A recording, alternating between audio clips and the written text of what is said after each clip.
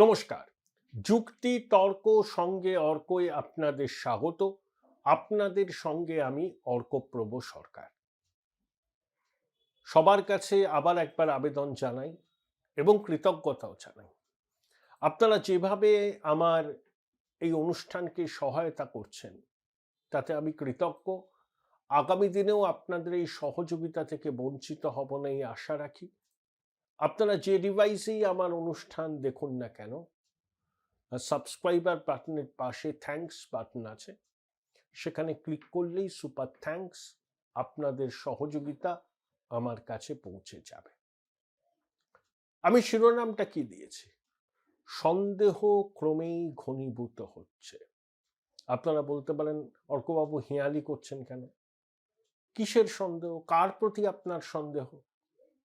Hold your breadth, বলছি। আমার সন্দেহ যে অমূলক নয়, আমার মনে হয় আপনারা তার সঙ্গে সহমত পোষণ করবেন। আর কেউ সহমত পোষণ না করলেও আমাকে জানাবেন কমেন্ট বক্সে লিখে।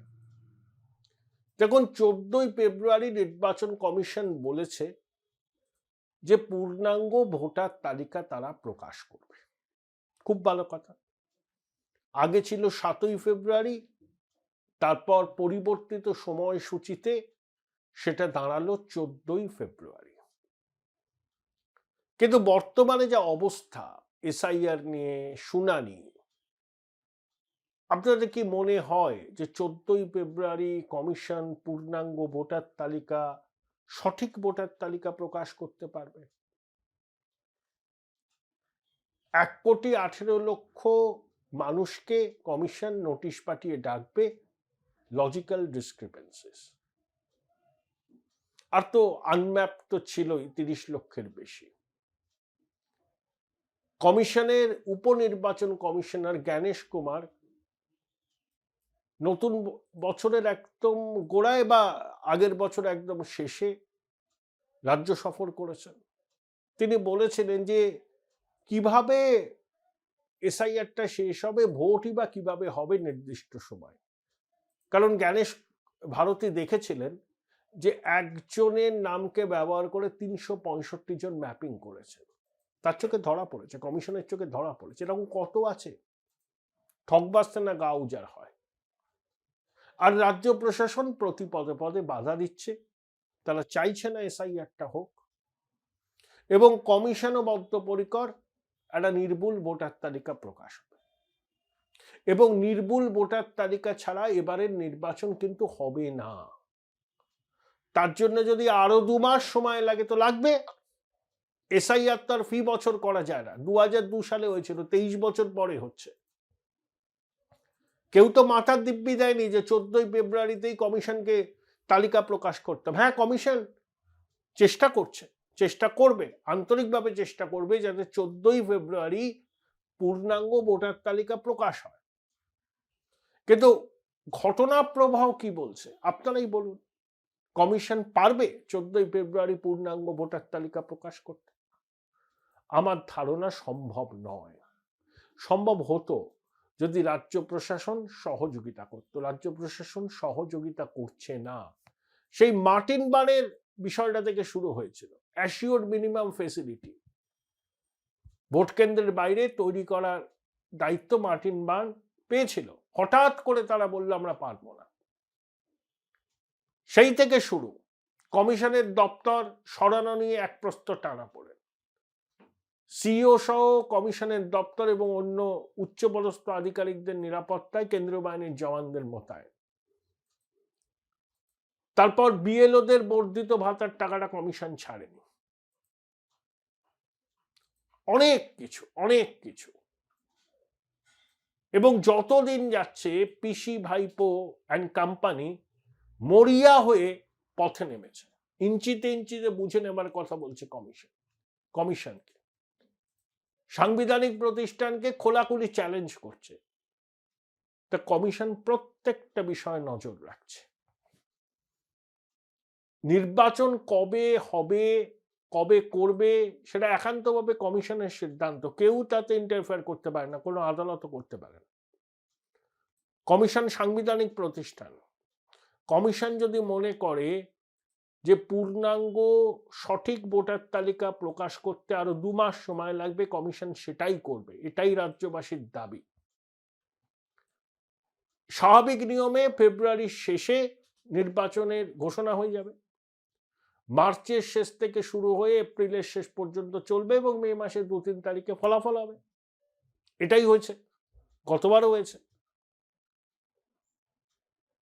কিন্তু এসআইআর এর পরে 14ই ফেব্রুয়ারি যদি পূর্ণাঙ্গ সঠিক ভোটার তালিকা প্রকাশিত না হয়, তাহলে কমিশন কি করে বিজ্ঞপ্তি জারি করবে? অটোমেটিক্যালি নির্বাচন হবে না, মানে ওই সময়ে হবে না। কমিশন যদি বলে আমাদের পক্ষে এত প্রতিকূলতার মধ্যে আমরা কাজ করেছি, এত ধমকানি চমকানির মধ্যে কাজ করতে হয়েছে আধিকারিকদের, পূর্ণাঙ্গ সঠিক ভোটার তালিকা প্রকাশ করতে আমাদের আরো 2 মাস লাগবে, তাহলে কি হবে? এটাই হবে, এই সরকারের মেয়াদ শেষ হলে নির্বাচনটি হবে না, রাষ্ট্রপতি শাসন জারি হবে, কমিশন তার অসমাপ্ত কাজ তখন করবে, তারপর পূর্ণাঙ্গ ভোটার তালিকা প্রকাশিত হওয়ার পর রাষ্ট্রপতি শাসনে পশ্চিমবঙ্গের নির্বাচন হবে।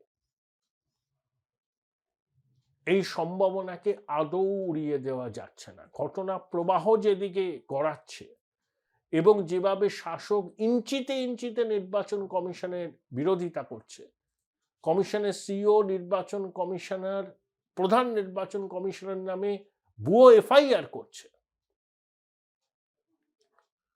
ধমকানি চমকানি তো চলছেই। পর্যবেক্ষক নিয়ে গেলো পিসি ভাইপোর আপত্তি, বহুতলে কমিশন বলছে নিচে ভোট কেন্দ্র হবে, তাতে ভোটের পার্সেন্টেজ বাড়বে, মানুষ নির্ভয়ে ভোট দিতে পারবে, আপত্তি। প্রতি পদে পদে আপত্তি, কমিশন যা বলছে এদের তাতে আপত্তি।